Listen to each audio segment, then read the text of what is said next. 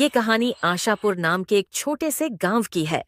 आशापुर गांव के लोग साधारण जीवन जीते थे।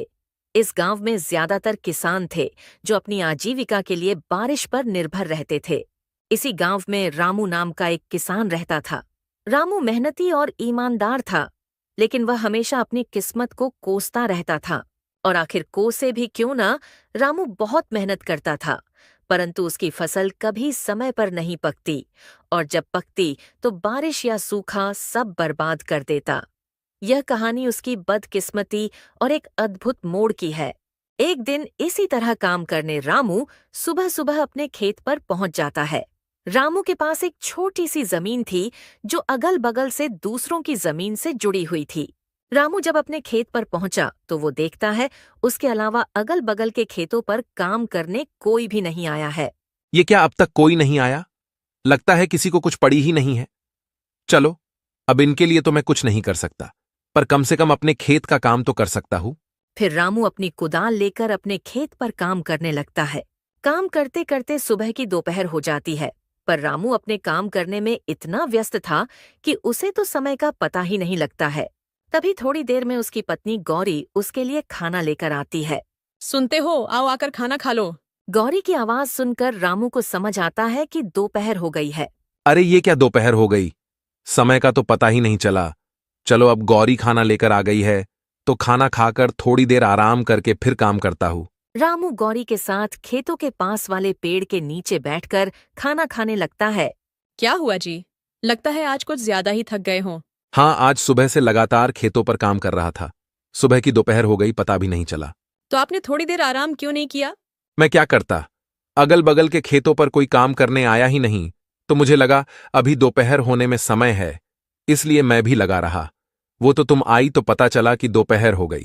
क्या हुआ, अब तक कोई आया क्यों नहीं खेतों पर काम करने? वही तो, इन लोगों का ही सही है, जब मर्जी आते हैं, जब मर्जी जाते हैं।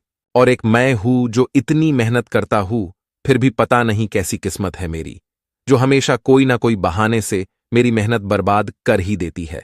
रामू को इतने परेशान देखकर गौरी उसे दिलासा देने की कोशिश करती है। आप इतना क्यों दुखी हो रहे हो? आपको पता है ना, आप मेहनत करते हो तो बस, किस्मत को क्या कोसना। आज आपकी किस्मत साथ नहीं दे रही है, पर क्या पता कल आपकी किस्मत आपका साथ देने लगे। हाँ गौरी, पर यह कल कब आएगा, कब मेरी किस्मत मेरा साथ देने लगेगी? मैं जब सोचता हूं कि इस बार कोई परेशानी नहीं होगी तो फिर कहीं ना कहीं से कोई ना कोई परेशानी आ ही जाती है। कभी कभी तो मुझे लगता है कि विधाता को भी मुझे परेशान करने मजा आता है। आप निराश मत होइए। देखिए, आप बस अपने मेहनत पर ध्यान दीजिए।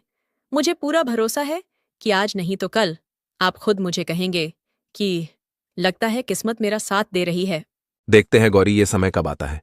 रामू को खाना खिलाकर गौरी वहां से चली जाती है और रामू फिर से अपने खेत में काम करने लगता है। रामू अपने खेत में काम कर ही रहा होता है, तभी वहां बगल वाले खेत का मालिक हरि आता है। रामू को काम करता देख हरि उसे आवाज लगाता है। और रामू भाई, क्या हाल है? लगता है आज कुछ जल्दी ही आ गए थे खेत पर काम करने। जल्दी? जल्दी कैसी हरी भाई, दोपहर हो चुकी है। तुम आज कुछ ज्यादा ही देर से आए हो। हाँ भाई, आज थोड़ा देर से उठा था तो सोचा दोपहर का खाना खाकर ही जाता हूँ खेत पर तुम्हें क्या हुआ है रामू भाई? खेत को देखकर लग रहा है तुम्हारा पूरा काम हो गया है, पर तुम्हारे चेहरे को देखकर लग रहा है काम अब तक शुरू भी नहीं हुआ है। नहीं भाई, ऐसी कोई बात नहीं है, वो बस अपनी किस्मत को लेकर थोड़ा परेशान था। अरे रामू भाई, कब तक अपनी किस्मत को कोसते रहोगे और कब तक किस्मत के भरोसे चलते रहोगे? अब किस्मत को कोसू नहीं तो क्या करूं भाई? तुम तो जानते ही हो ना, पिछले साल बाढ़ आई, फिर सूखा पड़ गया था, और अब जब इस साल कोई प्रकोप नहीं है तो दिन ब दिन मंडी में अनाज के दाम गिर रहे हैं। भाई मुझे एक बात बताओ, हम दोनों के खेत एक दूसरे के अगल बगल में हैं, यानी तुम्हारे खेत में जो आफत आई होगी वही मेरे यहां भी हुआ होगा, पर मैं तो नहीं कोस रहा अपनी किस्मत को। हाँ, मैं भी मानता हूं कि किस्मत का साथ बहुत जरूरी होता है, पर सुनो भाई, मेहनत का फल जरूर मिलता है। कभी कभी हमें किस्मत को बदलने के लिए खुद कदम उठाने पड़ते हैं। मैं कुछ समझा नहीं भाई, जरा विस्तार से बताओ। रामू भाई, तुम खेती के अलावा क्या करते हो? रामू हरि का ये प्रश्न सुनकर थोड़ा चौंक जाता है।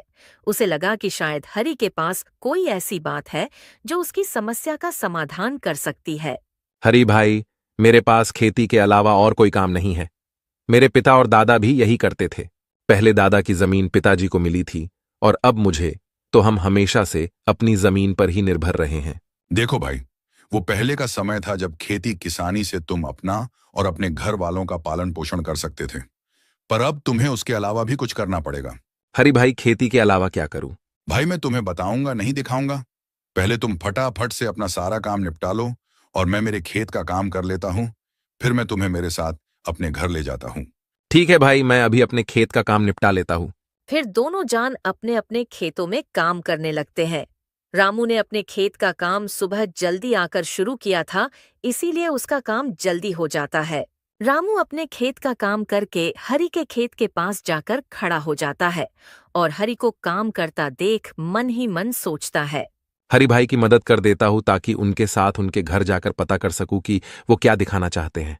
हरी भाई रुको, मैं आपकी मदद कर देता हूं ताकि आपका भी काम जल्दी हो जाए। ठीक है भाई। फिर क्या था, रामू भी हरी के खेत में उसके काम में मदद करने लगता है। रामू के मदद करने की वजह से हरी के खेत का काम भी जल्दी हो जाता है। धन्यवाद रामू भाई, आपकी वजह से आज मेरे खेत का काम जल्दी हो गया। धन्यवाद किस बात का भाई? आप भी तो मेरी मदद करने वाले हो, तो मेरा भी तो फर्ज बनता है आपकी मदद करना। हाँ भाई, चलो मेरे घर चलते हैं। फिर दोनों जान वहां से हरी के घर की तरफ चले जाते हैं।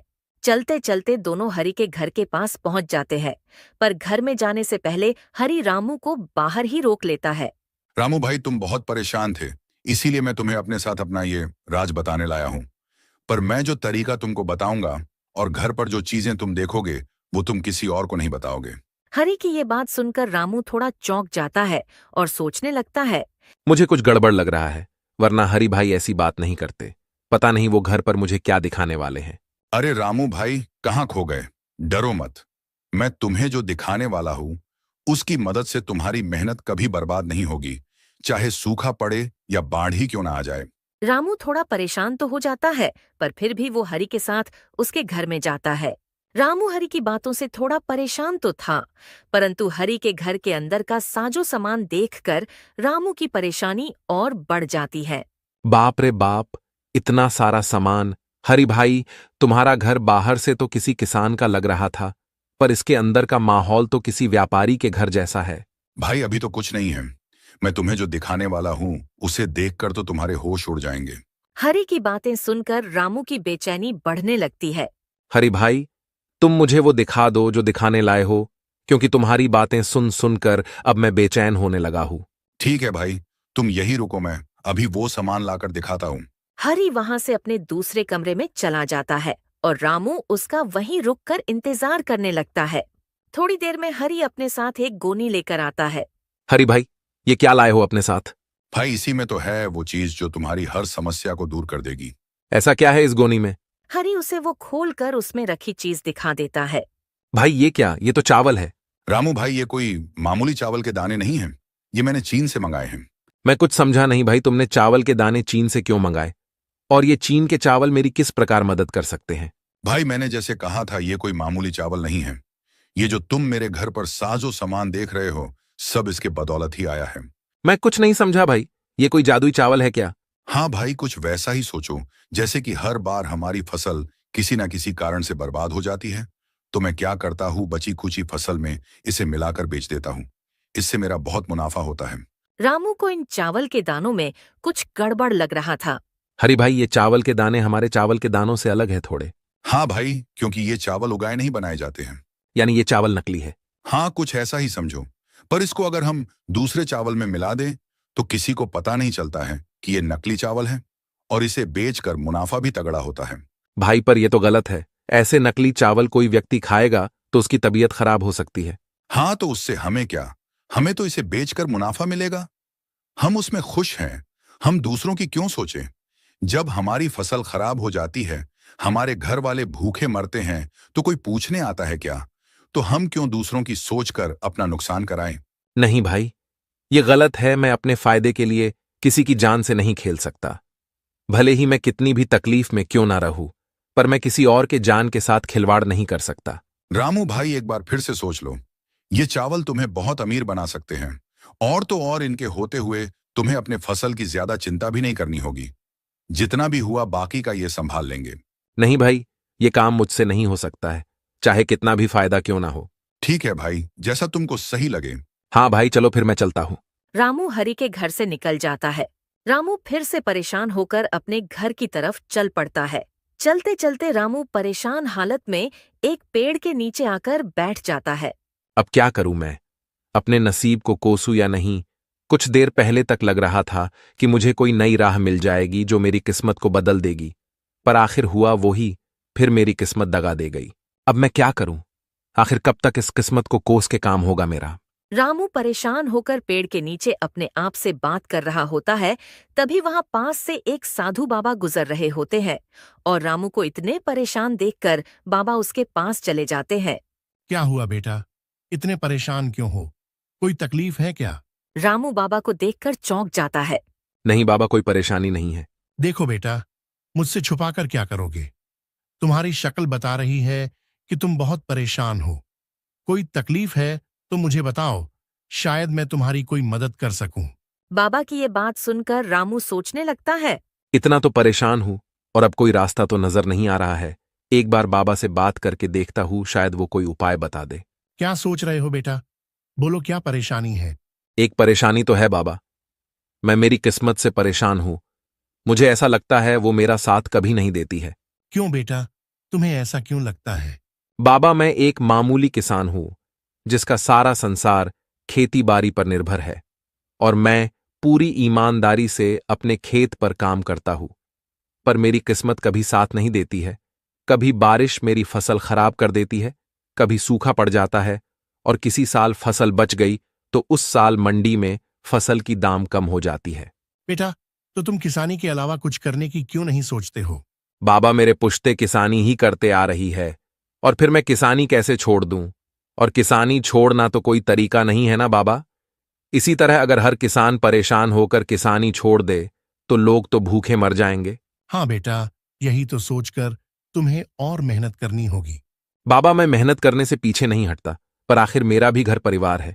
मुझे मेरे अलावा उनका भी देख सोचकर चलना पड़ता है। बेटा, तो जिस तरह तुम परेशान हो, उसी तरह तुम्हारे साथ वाले किसान भी तो परेशान होंगे ना? तो तुम सारे मिलकर कोई उपाय ढूंढो। शायद सारे लोग मिलकर कुछ सोचे तो तुम सभी की समस्या दूर हो जाए। बाबा, मेरे अगल बगल वाले में से तो कुछ ने दूसरा रास्ता चुन भी लिया है, खेती से पैसे बनाने का। बेटा, तो तुम उनसे पूछो और उनका तरीका अपना कर देखो, शायद तुम्हारा भी काम बन जाए। नहीं बाबा, मैं वो रास्ता नहीं चुन सकता, मुझे वो सही नहीं लगा। क्यों बेटा, ऐसा क्या कर रहे हैं वो जो तुम्हें सही नहीं लग रहा है? बाबा की ये बात सुन रामू सोचता है। अब क्या करूं? बाबा को हरी भाई वाली बात बता दूं? किस तरह वो लोगों की जान के साथ खिलवाड़ कर रहे हैं? बता देता हूं, पर हरी भाई का नाम नहीं लूंगा, क्योंकि आखिर वो मेरी मदद करने की कोशिश ही कर रहे थे। हाँ बाबा, मेरे जान पहचान में एक किसान भाई बहुत गलत काम कर रहे हैं। क्या गलत कर रहे हैं, जरा मुझे भी बताना तो। बाबा, आज मैं सुबह उनसे मिला था और आपकी तरह मुझे परेशान देखकर उन्होंने भी मेरी मदद करने की सोची। उनकी भी खेती का काम है जो हर साल मेरे तरह कुछ ना कुछ कारणों से खराब हो जाती थी, तो उन्होंने एक नया उपाय सोच लिया है बचे कुचे अनाज के साथ पैसे कमाने का। ऐसा क्या करते हैं बेटा वो बचे हुए अनाज से? बाबा, उन्होंने चीन से चावल मंगा लिया है और वो उन्हें अपने बचे हुए चावल के दानों में मिला देते हैं, जिसे बेचकर वो बहुत पैसे कमा रहे हैं। हाँ, तो बेटा इसमें क्या गलत है? तुम भी चीन से मंगा लो और उनके ही तरह बेचो। नहीं बाबा, आप शायद समझे नहीं। वो चावल जो चीन से मंगाते हैं वो मामूली चावल नहीं है, क्योंकि उन्हें उगाया नहीं बनाया जाता है। रामू की ये बात सुनकर बाबा चौंक जाते हैं। क्या कहा बेटा?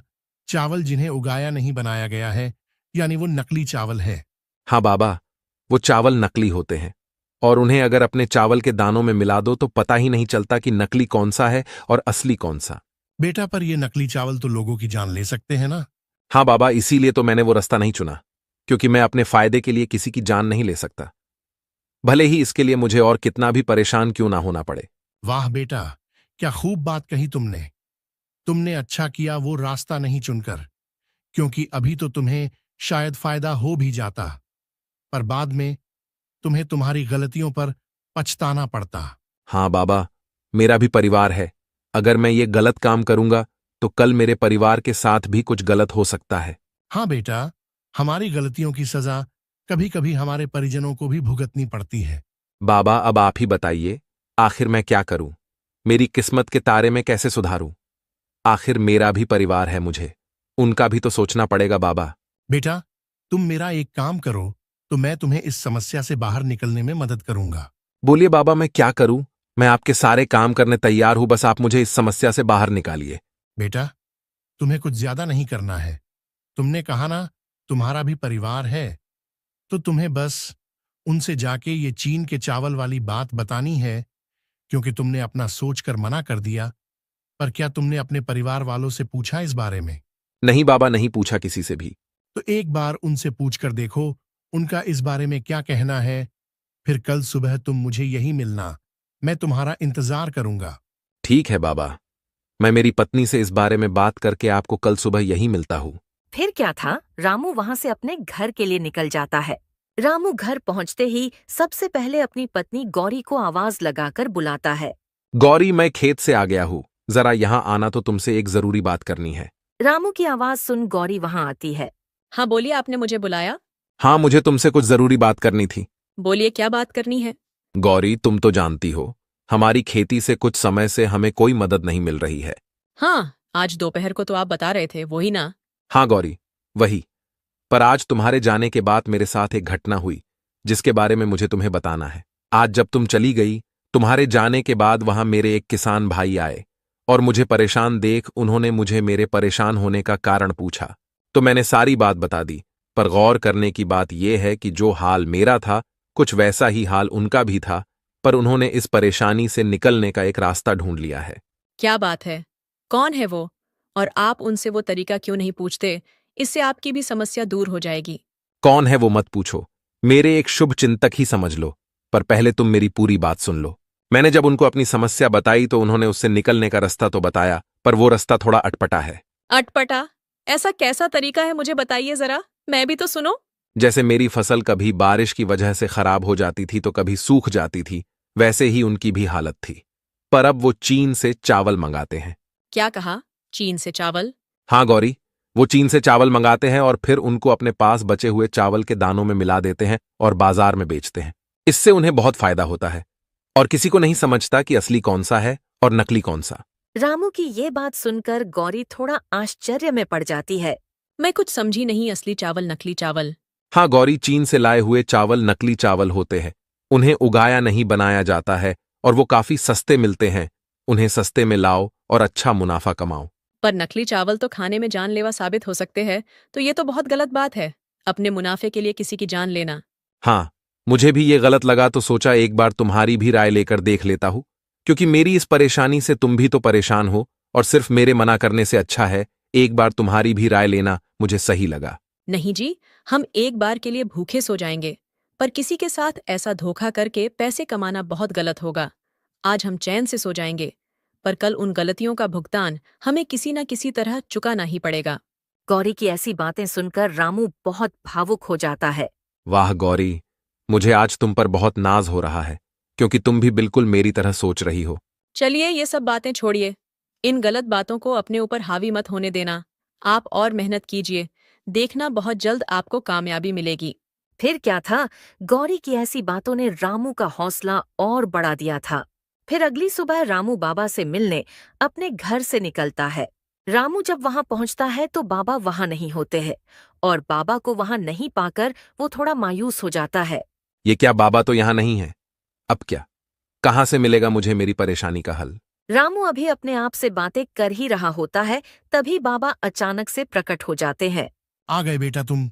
बाबा को अचानक से प्रकट होता देखकर रामू थोड़ा डर जाता है और अपने मन में सोचने लगता है। बाप रे बाप, ये तो कोई मायावी बाबा लग रहे हैं। अभी के लिए मेरा यहां से निकलना ही सही रहेगा। अरे बच्चा, डरो मत, ये तो मेरी एक छोटी सी शक्ति है, मैं कोई मायावी नहीं हूं। नहीं बाबा, मैं डरा नहीं था, बस थोड़ा चौंक गया था। बोलो बेटा, क्या तुमने वो काम किया जो मैंने तुमसे कहा था? हाँ बाबा, मैंने मेरे पत्नी से उन चीन के चावल के बारे में बात की और उसे ये भी बताया कि इनसे हमें बहुत फायदा होगा। पर उसकी सोच पूरी मेरी तरह है, उसने भी ये गलत काम करने से मना कर दिया। उसने तो ये तक कहा कि हम एक समय पर भूखे रह सकते हैं, पर किसी के साथ इस तरह धोखा करके पैसे नहीं कमा सकते। रामू की ये सारी बातें सुनकर बाबा बहुत प्रसन्न होते हैं। ये तो बहुत अच्छी बात है बेटा कि तुम्हारी घरवाली की सोच बिल्कुल तुम्हारी तरह है। बाबा, अब आप मुझे कोई तरीका बताइए जिससे मेरी समस्याएं दूर हो सकें। हाँ बेटा, रुको, मैं तुम्हारे लिए कुछ लाया हूं जिससे तुम्हारी सारी समस्याएं दूर हो जाएंगी। बाबा फिर उसे एक पोटली देते हैं। बाबा इस पोटली में क्या है? बेटा, इस पोटली में जादुई मिट्टी है। तुम बस इस मिट्टी को ले जाकर अपने खेत में छिड़क देना और फिर उसके बाद अपने अनाज के बीजों को छिड़क देना। फिर कमाल देखना। पर एक बात याद रखना, मिट्टी कम कम छिड़कना, और जब पोटली की मिट्टी खत्म होने वाली हो तो अपने खेत की मिट्टी इसमें मिला देना। इस पोटली को कभी खाली मत होने देना। ठीक है बाबा, मैं आपकी सारी बातों को याद रखूंगा। ठीक है तो बाबा, मैं चलता हूँ। रामू फटाफट से जाकर अपने खेत में मिट्टी छिड़क देता है। चलो, अब मिट्टी तो छिड़क दिया, अब फटाफट से बीजों को भी छिड़क देता हूँ। रामू सारे खेत में जल्दी जल्दी बीज छिड़क देता है। चलो, बाबा के कहे अनुसार मिट्टी भी छिड़क दी और बीज भी। चलो अब घर चलता हूँ। कल सुबह जल्दी आकर एक बार खेत का जायजा ले लूंगा और जादुई मिट्टी का कमाल भी देख लूंगा। फिर अगली सुबह रामू सुबह सुबह अपने खेत पर पहुंच जाता है और अपने खेत की हालत देखकर चौंक जाता है। उसका खेत पूरा हरा भरा हो चुका था। उसे अपने आंखों पर यकीन नहीं हो रहा था। आखिर बाबा की बात सही हो गई। अब इस जादुई मिट्टी से मेरी सारी परेशानियां दूर हो जाएंगी और आखिर गौरी की बात भी सही हो गई। अब किस्मत भी मेरा साथ देगी। दोस्तों, इस तरह रामू और गौरी के नेक दिले ने उनकी बदकिस्मती को बदल दिया और अब उन्हें अपने किस्मत को नहीं कोसना पड़ेगा। दोस्तों, इस तरह की और